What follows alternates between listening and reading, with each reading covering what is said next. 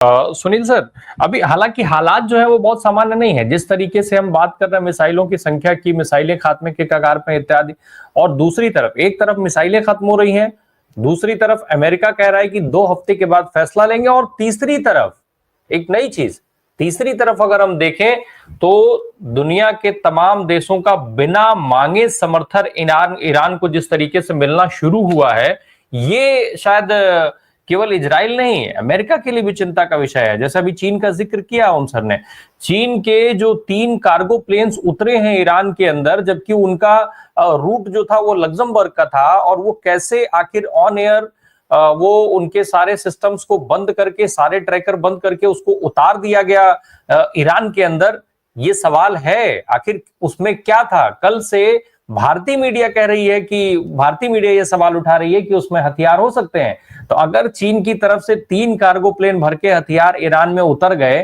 तो ये बात सामान्य नहीं हो सकती है, इसको सामान्य नहीं कहा जा सकता है।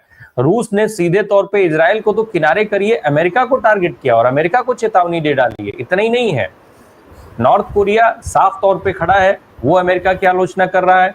उधर जैसे ही कल रिपोर्ट आई सामने आईएईए की कि ऐसा कोई सबूत सैटेलाइट तस्वीरों में नहीं मिल रहा है कि ईरान परमाणु कार्यक्रम चला रहा था, उसके तुरंत बाद दुनिया भर में इस चीज की चर्चा होना शुरू हो गई कि जो खेल अमेरिका ने इराक के साथ किया वही परिस्थिति ईरान के साथ बनाई गई। और उसके बाद इराक की राजधानी बगदाद में लाखों लोग, लाखों की संख्या में कहा जा रहा है कि सड़क पर निकल करके आ गए। तस्वीरें आ रही हैं, दिखाइए कि किस तरीके से बगदाद में जो है ईरान के समर्थन में लोग इजराइल के विरोध में सड़कों पर उतरे।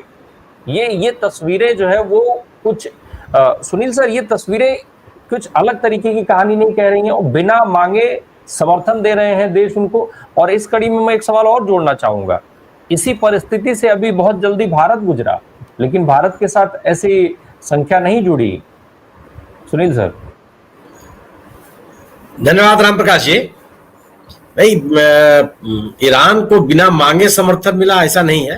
ईरान ने भी अपने डिप्लोमेसी चैनल खोल रखे हैं और तमाम देशों से उसको समर्थन मिल रहा है, और समर्थन मिलने का कारण है। सवाल यह है कि जिन मुद्दों को आधार बना करके नेतन्याहू सरकार ने ईरान पे हमला किया, उसको कोई स्वीकार नहीं कर रहा। यहां तक कि अमेरिका के नागरिक भी इसको स्वीकार नहीं कर रहे हैं। क्यों नहीं कर रहे हैं? ये 2025 में नेतन्याहू साहब ने आरोप नहीं लगाया कि ईरान परमाणु बम बना रहा है।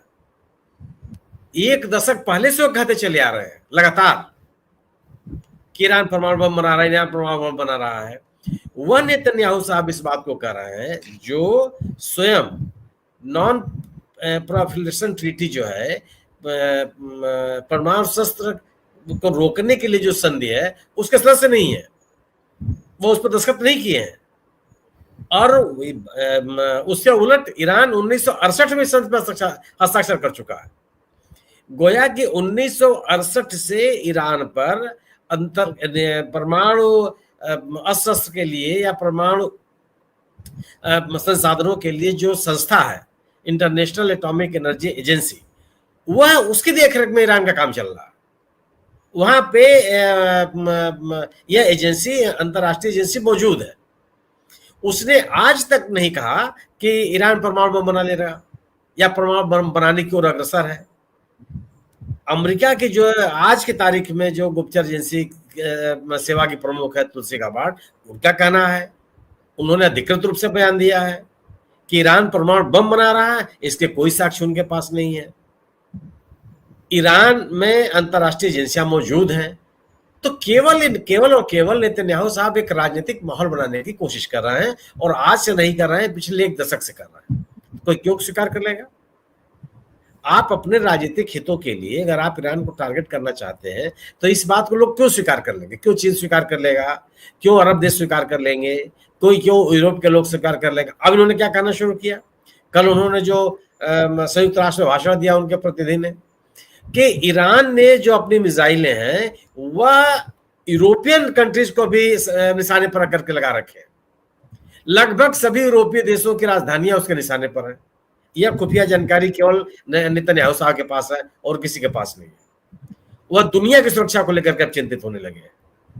वह यह कल उन्होंने कहा, उनके प्रतिनिधि ने कहा कि ईरान अमेरिकी राष्ट्रपति को भी मारना चाहता है और इजराइल के प्रधानमंत्री को भी मारना चाहता है, षड्यंत्र कर रहा है। क्या सबूत उनके पास है? कोई सबूत उनके पास नहीं। तो ये बात क्यों कह रहे हैं आप अपने अपने लड़ाई शुरू किया, आप लड़ाई लड़ लीजिए, लेकिन वो स्थिति तो है नहीं, अपने बूते आप लड़ाई लड़ नहीं पा रहे हैं। और अभी भी जो आपके पास ताकत है वह अमेरिका की ताकत है, सब कुछ अमेरिका का। तो ईरान के साथ लोग क्यों नहीं आएंगे? इजराइल का मजबूत होना, अरब देश अपने सुरक्षा को लेकर के चिंतित होते हैं। आज क्या स्थिति है इजराइल के? इजराइल लेबनान पे हमलावर है, इजराइल फिलिस्तीनियों को जीना दोभर किए हुए है, इजराइल यमन में लड़ाई लड़ रहा है, मैं सीरिया को इसने बर्बाद करने में कोई कसर नहीं रखा, ये ईरान के साथ अलग लड़ रहा है, इराक के साथ भी उसके अलग संघर्ष चल रहे हैं। तो आप चाहते क्या है? मतलब पूरा का पूरा अरब देश आपको सौंप दिया जाए और पूरी की पूरी खाड़ी पे इजराइल राज करेगा? अरे जो पुराने देश हैं, जो जिनकी एक सभ्यता है और एक परंपरा है, वो आपके लिए सरेंडर कर दें। तो इजराइल को खाड़ी के जितने भी देश हैं सभी अपने सुरक्षा के लिए एक बहुत बड़ा कारण मानते हैं कि यह इनके कारण से वो असुरक्षित अपने आप को महसूस करते हैं। तो ऐसे में ईरान के साथ खड़े होने का क्या वजह भी है कि अकेला ईरान है जिसने इतिहास के किसी भी दौर में इजराइल के अस्तित्व को स्वीकार नहीं किया, इजराइल के साथ किसी तरह की भागीदारी नहीं की, इजराइल के साथ किसी तरह का समझौता नहीं किया। इजराइल का हर करतूत का लगातार विरोध करता रहा। आज स्थिति क्या? आज खाड़ी देशों के बीच सबसे बड़ी समस्या क्या है जिसको लेकर के पूरे की पूरी खाड़ी देश एकजुट है? वो है फिलिस्तीनियों की समस्या। फिलिस्तीनियों की समस्या पर लगातार बोलते रहने वाला देश ईरान है। खाड़ी देशों में तमाम लोगों ने अपने आप को संशोधित कर लिया। संयुक्त अरब अमीरात, बहरीन, मोरक्को, तमाम ऐसे देश हैं जिन्होंने अपने आप को संशोधित कर लिया और वो ईरान फिलिस्तीन के मुद्दे को लेकर के इजराइल से नहीं उलझना चाहते हैं। लेकिन ईरान टिका हुआ है, वो बात कर रहा है कि नहीं, फिलिस्तीनियों को उनका देश मिलना चाहिए और जिन क्षेत्रों में उन्होंने अतिक्रमण किया है ये वापस अपने को वापस। कौन व्यक्ति प्रभावी होगा? जो समूह के काज के लिए जो लड़ रहा है और केवल मौखिक रूप से नहीं लड़ रहा है, विरोध में लड़ रहा है।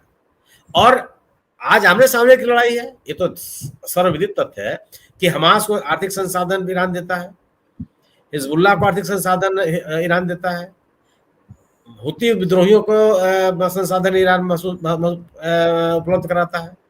तो जो जिसको आप प्रॉक्सी वार कहते हैं, उस प्रॉक्सी वार के पीछे भी ईरान रहा और कभी वो पीछे नहीं हटा। तो मैंने अरब देशों के सबसे महत्वपूर्ण कारण मुद्दे को लेकर के भी ईरान लड़ रहा है और ईरान इजराइल के सामने सामने खड़ा है। तो स्वाभाविक सी बात है कि उस पूरे रीजन के मुद्दे को लेकर और उस पूरे रीजन में सुरक्षा के लिए सबसे बड़ा जो डर पैदा करने वाला देश है इजराइल, उससे जो व्यक्ति लड़ेगा, जो सरकार लड़ेगी, जो देश लड़ेगा, स्वाभाविक सी बात है कि सब उसके पीछे खड़े हो जाएंगे। ईरान को सभी स्वीकार करते हैं ऐसा नहीं है। ईरान के साथ भी तमाम देशों का विरोध है। ईरान और इराक 8 साल तक लड़ाई लड़ते रहे हैं। तमाम ऐसे देश हैं, शिया और सुन्नियों का अलग झगड़ा है। बावजूद इसके वह एक कमजोर ईरान नहीं चाहेंगे। वो ये नहीं चाहेंगे कि ईरान दुनिया के नक्शे से खत्म हो जाए या ईरान में एक ऐसी हुकूमत आ जाए जो इन पश्चिमी देशों या अमेरिका या इजराइल जैसे देशों के पिछलगू बन जाए। अपने कारण के लिए लड़ते रहेंगे, लेकिन समूह की जहां तक बात आएगी वह ईरान के पीछे खड़ा और यही वजह है। और अगर आप बात करेंगे कि चीन की और रूस की, तो चीन और रूस ने ईरान के साथ स्थिति क्या है कि ईरान के ऊपर आर्थिक प्रतिबंध लगे हुए हैं पिछले कई दशक से, जब से नई हुकूमत आई है 1979-80 से कह सकते हैं, जब से इस्लामिक क्रांति हुई तब से उसमें प्रतिबंध है। बावजूद इसके प्रतिबंधों के बावजूद क्या चीन ने कभी इनके प्रतिबंधों की परवाह की? ईरान से तेल आयात करने वाले लगभग कह सकते हैं एकमात्र देश बच गया है चीन, जो बाकायदे मंगाता है, ईरान से तेल लेता है, कभी नहीं परवाह किया। ईरान में चीन के तमाम तरह के निवेश है। रूस जो परमाणु कार्यक्रम चल रहे हैं ईरान में, उसमें रूस सबसे बड़ा भागीदार है। उसके तमाम वैज्ञानिक वहां मौजूद हैं, इनके तमाम प्रतिबंधों के बावजूद। बिल्कुल। तो इन पश्चिमी देशों और अमेरिका की कभी उन्होंने चिंता तो की नहीं। तो एक और ये देश भी, अंतिम बात, कि चीन और रूस कभी भी इस इलाके में अमेरिका के आधिपत्य को स्वीकार नहीं करेंगे। उनके आर्थिक हित निहित है, उनके रणनीतिक हित निहित है, उनके व्यापारिक हित निहित है, तो स्वीकार कर लेंगे आपको। इसलिए उनका यह है कि वो ईरान के साथ खड़े हैं और ईरान उनका सहयोगी रहा। इसलिए मेरा अपना मानना यह है कि और इजराइल लड़ पाएगा, यह बड़ा सवाल है। लंबी लड़ाई का अनुभव नहीं इजराइल के पास। अपने लोगों को मरते हुए देखने की आदत इजराइल को नहीं है, मारने की आदत है इनको, भगाने की आदत नहीं है। बिल्कुल।